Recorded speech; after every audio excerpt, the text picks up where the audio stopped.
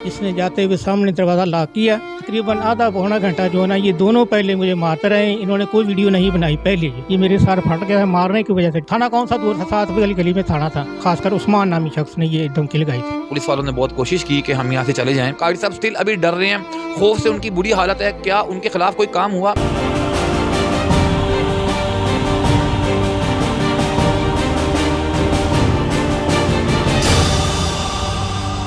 السلام علیکم ناظرین, آپ دیکھ رہے ہیں باغی ٹی وی اور میں ہوں فائز سکھتائی. ناظرین, آج سے کچھ دن قبل ایک ویڈیو وائرل ہوتی ہے جس میں ایک قاری صاحب پر تشدد کیا جا رہا ہے مبینہ طور پر زیادتی کا الزام لگا کر. قاری صاحب میرے ساتھ موجود ہیں, ضمانت پر باہر ہیں اس وقت. افسوس کی بات تو یہ ہے, ایک استاد آج سے چند دن قبل ان کے پورے اس علاقے میں ایک انتہائی احترام اور عزت کے ساتھ ان کو دیکھا جاتا تھا. جہاں سے گزرتے تھے وہاں پر لوگ ان کا احترام کرتے تھے. داڑھی خوبصورت تھی, سب کچھ تھا, لیکن ایک الزام لگا کر, ایک گھر کے اندر عدالت لگا کر کس طریقے سے انسانیت کی تذلیل کی گئی, عزت کو مجروح کر دیا گیا. اور اب قاری صاحب یہاں پر بیٹھے ہیں, ان سے بات کرتے ہیں آخر کیا حقائق ہیں جن کی بنیاد بنا کر ان کے ساتھ یہ سارا غیر انسانی سلوک کیا گیا. قاری صاحب کیا حال ہے آپ کا؟ ٹھیک ہے الحمدللہ. قاری صاحب کیا معاملہ ہے سارا, یہ بتائیے گا. یہ معاملہ تقریباً 11 تاریخ کا ہے. میں نے بچے کو کچھ دن قبل تھوڑی سی ڈانٹ کی تھی. تو میں نے تو ڈانٹ کی تھی, مجھے تو علم ہی کوئی نہیں تھا کہ کیا ہونا ہے. منگل کو بھی جاتا رہا ہوں, بدھ کو بھی گیا ہوں, یعنی کہ جاتا رہا ہوں پڑھانے کے لیے. ابھی جمعے کو میں گیا ہوں تو یہ اس کے بچے کے باپ اور اس دونوں پر مالک مکان جو ہے ندیم اختر صاحب, یہ دونوں باہر بیٹھے ہوئے تھے. تو میں نے اپنی سائیکل لا کی اور میں اندر جانے سے پہلے میرے جو ہے نا بچے کا باپ اندر چلا گیا, جس نے جاتے ہوئے سامنے دروازہ لاک کیا. اور پھر جو باہر بیٹھک کا دروازہ تھا اس میں جا کر بیٹھ گیا ہوں. تو بعد میں وہ بھی آ گئے اور ندیم صاحب بھی آ گئے, اور دونوں نے آ کر مجھ سے سوالات کرنے شروع کر دیا. پر سب سے پہلے دھمکی دی مجھے کہ آپ نے یہ جو زیادتی کی ہے, اگر اس کو نہ مانا تو ہم آپ کے ساتھ ایسا کریں گے, یہ کریں گے, ہم آپ کے بہت ظلم کریں گے. تو پھر انہوں نے میرے ساتھ میں پوچھا مجھے کہ میں نے کہا نہیں, میں نے ایسے کوئی کام نہیں کیا. تو یہ کہنے کے بعد تھی کہ میرے ساتھ انہوں نے مارنا پیٹنا شروع کر دیا, بہت زیادہ مارا.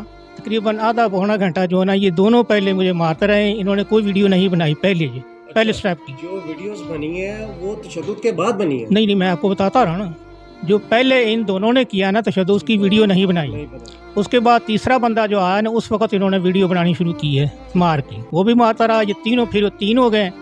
پھر اس کے بعد چوتھا بندہ بھی آ جاتا ہے. اب یہ ساری ویڈیو پھر بناتے ہیں اور یہ بہت زیادہ میرے پہ تشدد کرتے ہیں. اچھا مجھے بتائیں, آپ اس گھر میں کتنے سال سے کرامجیت رہے ہیں؟ میں 4 سال سے پڑھا رہا ہوں. 4 سالوں کے اندر ظاہری بات ہے جب آپ وہاں جاتے ہوں گے آپ کے ساتھ احترام سے پیش آیا جاتا ہوگا. اس وقت اس لمحے کیا آپ کی کیفیت تھی جب ایک دم سے سب کچھ بدل گیا اور ایک صرف بچے کو ڈانٹ کی وجہ سے یا جو آپ نے تھپڑ مارا یا اس کی وجہ سے یہ سلوک کرنا آپ کے ساتھ جب ہوا ہے, اس وقت آپ کی کیا کیفیت تھی, کیا سوچ رہے تھے اس وقت آپ؟ کیا سوچ رہا تھا میں, تو میرے ذہن میں تو کچھ بھی سوچ نہیں تھی, کسی قسم کی بھی سوچ نہیں تھی.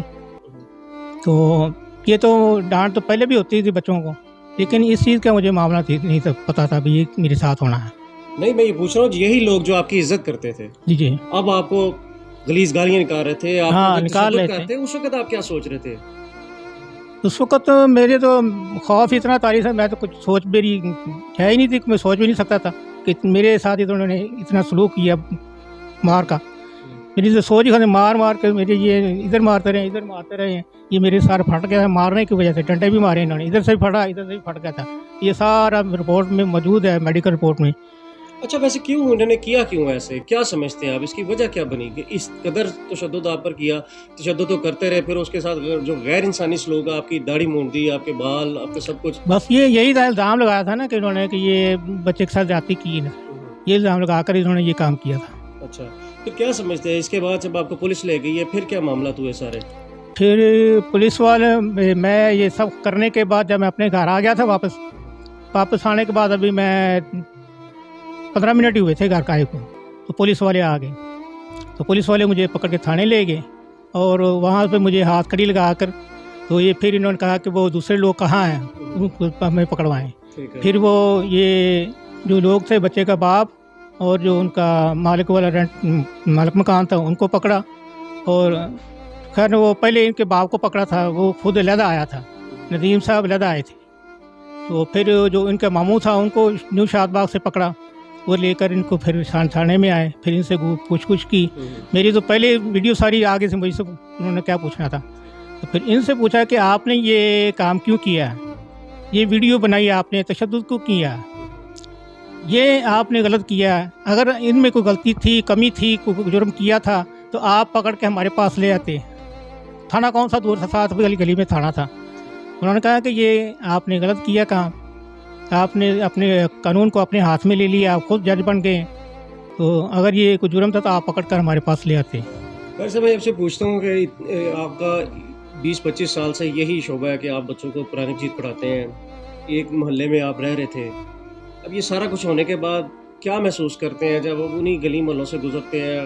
आप पे इसकी अभी तो मैं जुमेरात को आया हूँ जेल से, रात को मैं बाहर नहीं निकला अभी, इनके डर की वजह से, क्योंकि इन्होंने धमकियाँ बड़ी लगाई कि अगर आप हमें किसी जगह पे नजर आ गए तो हम आपको कत्ल कर दें। खासकर उस्मान नामी शख्स ने ये धमकी लगाई थी कि अगर आप किसी हमारे इलाके में नजर आ गए तो हम आपको कत्ल कर देंगे, आपको डांटेंगे, आपको मारेंगे, आपको तशद्दुद करेंगे। क्या कहना चाहेंगे ये जो आपके साथ गैर इंसानी सलूक किया गया इस पर? मैं इसके बारे में कहना चाहूँगा कि ये होना नहीं चाहिए, मैं हूँ या कोई और भी हो, ये होना नहीं चाहिए।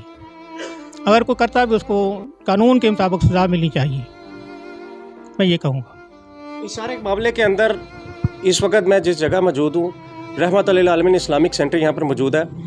अक्सर जो इस इलाके के अंदर पंचायती मसाइल होते हैं या लोगों की आपसी लड़ाई होती है या दीगर मसाइल में ये जो जगह है, ये जो दफ्तर है, ये जो इस्लामिक सेंटर है, यहाँ पर लोगों के लिए रहनुमाई की जाती है, उनके मसाइल हल किए जाते हैं।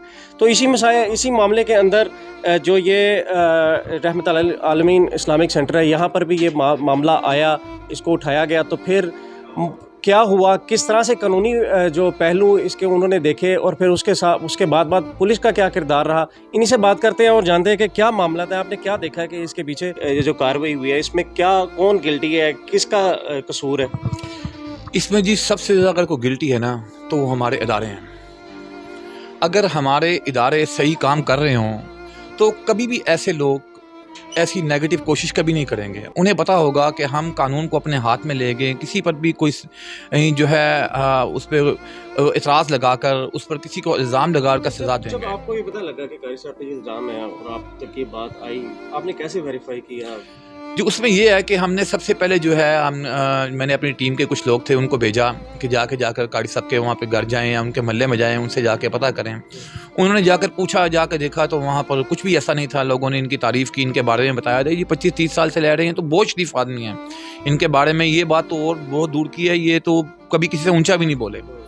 तो फिर मैंने फौरी तौर पर पता किया कारी साहब कहाँ हैं। उन्होंने कहा जी कारी साहब को थाने ले गए हैं। वो थाने जब हम जो हमारे साथी गए, उन्होंने जाकर जब उनसे पूछा तो उन्होंने बताया कि जी इनको मेडिकल के लिए ले गए, इनका मेडिकल होने के लिए। फिर मेडिकल के लिए मैं खुद भी चला गया वहाँ पर, डीएमएस को और एमएस से उनसे बात की। मैंने कहा जी इनका जो रिपोर्ट है, इनका रिज़ल्ट जो है ये बिल्कुल क्लियर आना चाहिए, इसमें किसी किस्म की ना कोई इंटरफेरेंस नहीं होना चाहिए। तो अल्हम्दुलिल्लाह हम वहाँ पर हमने स्टे किया। पुलिस वालों ने बहुत कोशिश की कि हम यहाँ से चले जाएं। हमने उनसे कहा कि भी हमने आपको भी नहीं करने देना, हम आपके पास बैठेंगे, आप हमारे पास बैठेंगे, जो रिपोर्ट आएगी सबके सामने आएगी, हम देखेंगे क्या आती है। और जब इनका रिपोर्ट आई, रिपोर्ट बिल्कुल क्लियर थी, उसमें ये वो बच्चा भी था वहाँ पर, ये भी वहाँ मौजूद थे, दोनों को टेस्ट किए गए, उन्होंने चेक किया, उन्होंने कहा जी ऐसा कुछ भी नहीं हुआ, ना कोई एफर्ट हुई, ना कोई कुछ हुआ, कोई मामला ऐसा नहीं हुआ, हमारी रिपोर्ट में कोई चीज़ नहीं है। अब इस सारे मामले के बाद मैं आपको जो बात मैं समझा हूँ, मैं आपको बात से करना चाह रहा हूँ, जब ये चीज़ें फौरी की बुनियाद पर क्लियर हो गई कि भाई ये कल्प्रिट नहीं है, ये मुजरिम नहीं है, इन्होंने ऐसा जुर्म नहीं किया, पुलिस का काम बनता था इनकी तरफ से एफआईआर दर्ज करती। मैंने इनकी तरफ से जाके एप्लीकेशन दी, पुलिस ने मेरी एप्लीकेशन, मेरे पास उसकी रिसीविंग मौजूद है, पुलिस ने वो एप्लीकेशन दाखिले दफ्तर कर दी। उन्होंने कहा जी हम खुद मुदई बने हैं। जब आप खुद मुदई बने हैं, चलें ठीक है, पुलिस मुदई बन गई है तो कोई वो बन सकती है, उसके पास इख्तियार है, लेकिन उसको चाहिए था कि जो जितना मुजरम है, जितना गिल्टी है, उसको उतनी सज़ा दी जाए, उसके ऊपर उतनी दफात लगाई जाए। کیا قاری صاحب کے جو سے ڈنڈوں سے مارا, بیٹوں سے مارا, دھمکیاں لگائی ہیں, ان کے خلاف وہ کام ہوا؟ ان کا نام بھی بیچ میں آیا, جس نے ان کی داڑھی کاٹی اس کا نام آیا. وہ جو کہہ رہا ہے میں پسٹل لگائی ہوئی ہے, میں تمہارے بچوں کو بھی لے جاؤں گا, تمہاری فیملی کو بھی لے جاؤں گا, قاری صاحب اسٹل ابھی ڈر رہے ہیں, خوف سے ان کی بری حالت ہے. کیا ان کے خلاف کوئی کام ہوا؟ وہ سارے مل کے جو قاری صاحب کو ایک دہشت کا جو نمونہ بنا رہے ہیں, پورے علاقے میں لوگ دیکھ رہے ہیں اور دہشت زدہ ہیں کہ یہ کون لوگ ہیں, ان کی کتنی اپروچ ہے, یہ ان کے پاس کہاں سے اتنے اختیارات آ گئے ہیں کہ کسی بھی شخص کو اتنا مارا جائے. قانون اپنا آپ بتائے, قانون بتائے کہ نہیں ہم موجود ہیں, ہم مجرموں کو سزا دے سکتے ہیں اور سزا دیں گے, تاکہ لوگوں پر ایک دہشت اور خوف کا جو عالم ہے یہ ختم ہو. ہم علاقے کی ہماری جو فضا ہے وہ جو ہے وہ سازگار ہو, وہ بالکل ٹھیک ہو. ان کو جتنے لوگ ویڈیوز میں ہیں, جو کہہ رہے ہیں, جو کر رہے ہیں, ان کی جو سزا بنتی ہے ان کو وہ دی جائے.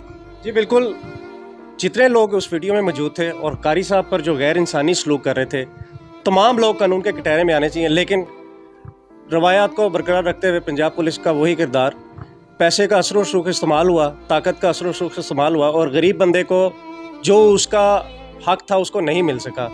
وہ اپنی عزت سے بھی گئے, اپنا معاشرتی جو سٹیٹس تھا اس سے بھی گئے, لیکن جو طاقتور تھا وہ ابھی بھی اس علاقے میں اسی طرح سے قائم ہے.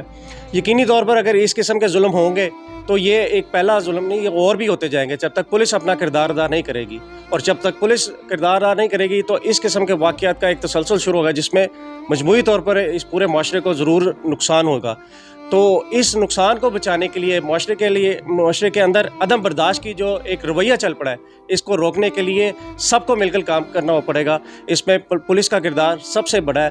تو ہم یہی اعلیٰ حکام سے اپیل کرتے ہیں کہ خدا را اس جو دو طبقاتی نظام ہے اس کو ختم کر ایک قانون بنائے, تاکہ انصاف اگر جو ہر غریب کو بھی ملنا شروع ہو جائے گا تو یقینی طور پر جو معاشرے کے عدم برداشت ہے یا قانون کو ہاتھ میں لینے کی جو کوشش ہے یہ ختم ہو جائے گی. مزید ویڈیوز کے لیے دیکھتے رہیں باغی ٹی وی.